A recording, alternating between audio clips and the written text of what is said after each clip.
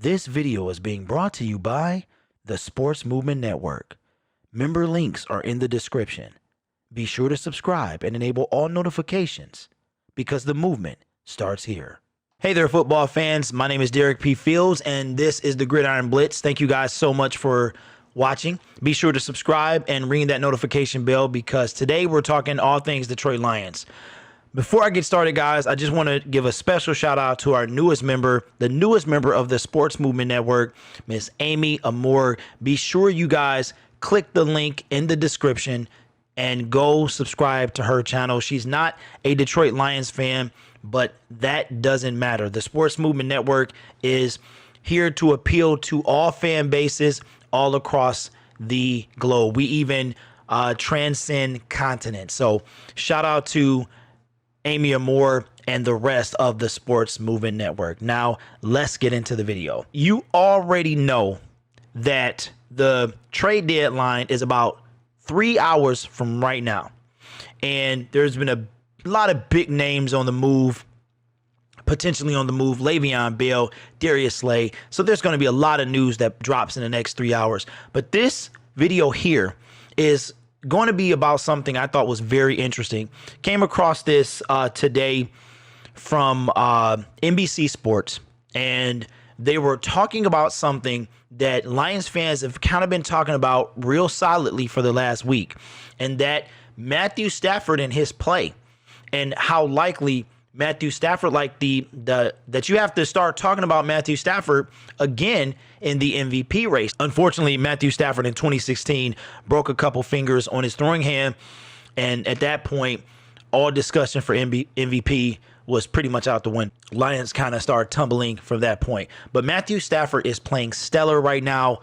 He has 4 interceptions, and honestly, guys, 2 of them were just really bad throws, should never have happened. So he really should only have 2 interceptions. Usually interceptions can come off tips and receivers running bad routes. But Matthew Stafford has had really 2 badly thrown balls in this season. But before Sunday, he had 14 touchdowns and 3 interceptions. So I don't know what he has now. I think he threw another couple. And I want to take a look at what these guys are saying about the MVP race and the narrative that's behind it. So let's take a listen. Matthew Stafford, the long touchdown pass to Marvin Hall on Sunday, part of the Lions' victory over the New York Giants. Now, the Lions had 3 games in a row that they lost. They could have won each one of them. They could be, not just in the thick of things, they could be one of the best teams in the NFC right now if they had a few things fall their way. Matthew Stafford's been one of the best quarterbacks in the NFL for most of his career, but because the team around him has never been all that great, he doesn't get the same consideration. He's not viewed as a franchise quarterback, even though he's definitely paid like one. And Big Cat, your take from the ultra-popular podcast, pardon my take, is that Matthew Stafford is a dark horse MVP candidate. You have the floor. Yes, I'm going to give credit to Matthew Stafford. Now, let me just set the table here and say I know that he's not going to win the MVP. That's not what this is. It's going to go to Russell Wilson, Aaron Rodgers, Deshaun Watson, guys who have had the narrative, because it's a narrative award, have the narrative and the team behind them. The other thing I should say, Mike, is that it is a quarterback's award, right? We just mentioned off air, but 2012 is the last time a non-quarterback has won the MVP. So knowing it's a quarterback award and throwing out all the running backs and saying it's going to be just the best quarterback, Matt Stafford should be in the conversation. If you made a list of 5 guys, he should be in those top 5 guys in terms of quarterbacks this season. Right now, Mike, right now, touchdowns, you see that tied for second? Well, guess what? What that doesn't show is the guys that are ahead of him and tied with him, they have all played one more game than him. So he had his bye week. Aaron Rodgers hasn't had his bye week.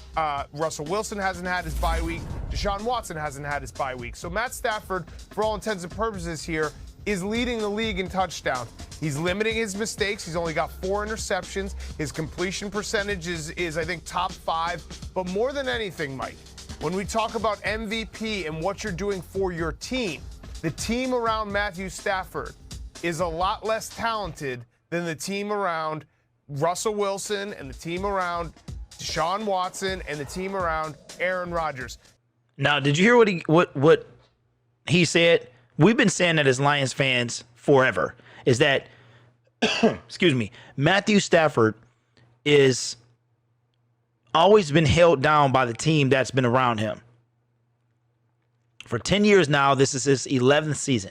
For 10 years now, this man, well, no, I wouldn't say 10. I would say after his first 3. So I would say for at least 7 of those years, a lot of his situations have been because of the team that has been around him. So, and I also want you guys to think about the point that he pointed out, that it's a narrative, that this is kind of already decided long before December gets here, where people already have it in their head who the next MVP is going to be. Let's finish listening. The Detroit Lions, we've known for years, cannot run the ball. They just lost Kerryon Johnson, but they cannot run the ball. When you look at the Seahawks and the Texans, those are top 10 running teams. The Packers just outside of that. Aaron Jones has been very good for the Packers this year. So Matt Stafford is asked to do more with less, and he has been fantastic this year. Again, he's not going to win MVP because the Lions are probably not going to be good enough, and because, it is a narrative award, and it feels like we've anointed whatever the next guy is going to be, Deshaun Watson,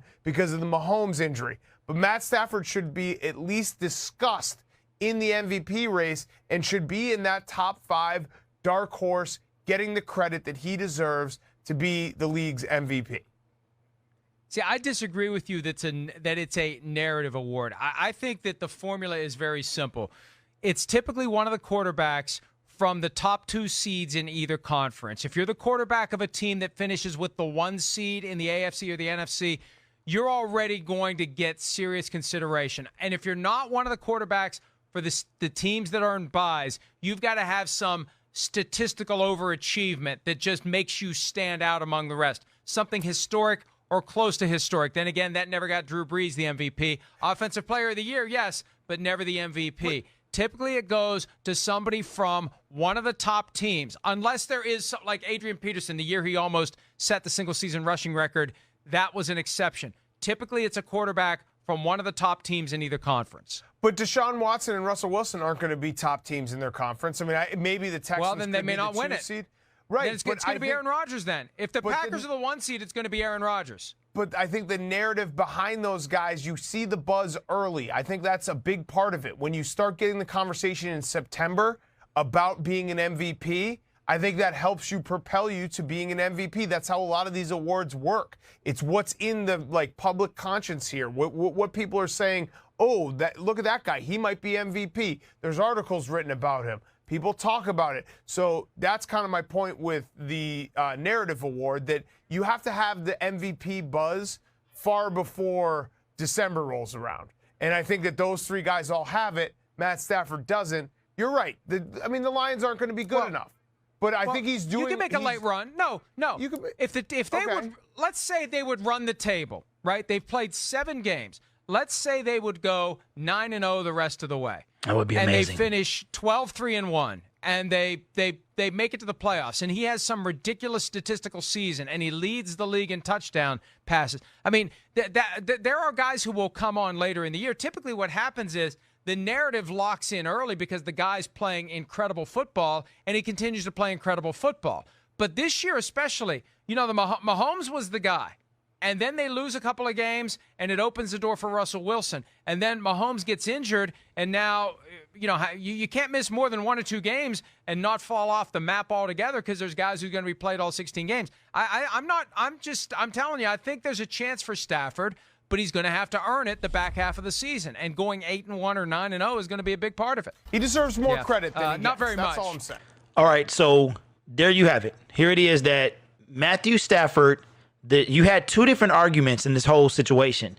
You had the guy, I forgot his name, that was on the right. He was saying how that the narrative is already set very early on in the season. But it was a lot of things that he said that stood out to me, is that the Lions are not good enough to win. He also said that he's not going to make it. Matthew Stafford, because it's essentially kind of a popularity contest in a way.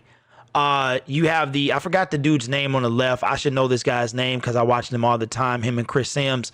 But he's saying that Matthew Stafford has a chance if he balls out for the remainder of the season. I'm going to tell you right now, whether Matthew Stafford balls out or not, he will not win MVP.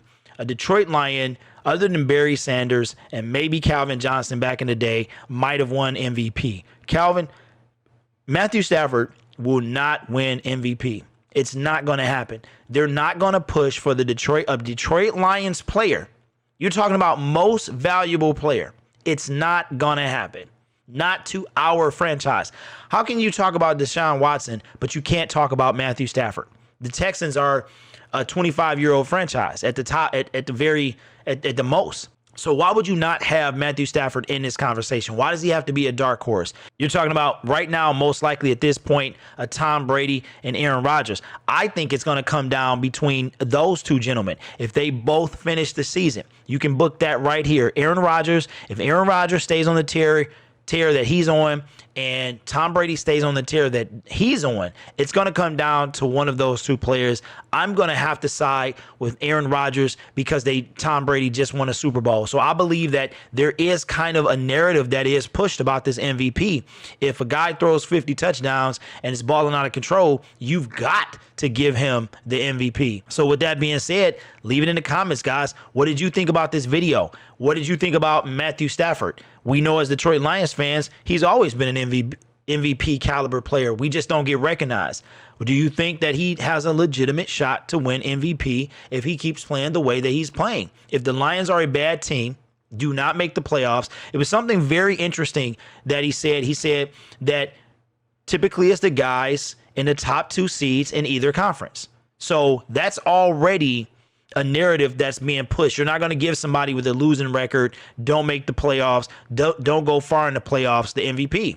Okay, so tell me what you guys think. My name is Derek P. Fields. This is the Gridiron Blitz, and be sure to like and subscribe if you want more football talk. Be sure to check out the description for the other members of the Sports Movement Network. Guys, it might be a busy day around the NFL, may or may not be a busy day for the Detroit Lions. So make sure you stay by your phone, stay by YouTube, because we're going to get you the content that you need. All right, guys, I will talk to you later, maybe later today. Don't forget to tune in for the Line of Scrimmage show over on TROXEL'S Sports Talk. Link is in the description. We will have a special guest. Spotlight Sports Talk will be in the building as the Lions prepare to play his Oakland Raiders this Sunday. We're going to have them on the show today. So be sure you don't want to miss that. Going to be a great show, guys. All right, guys, I will talk to you later. Peace.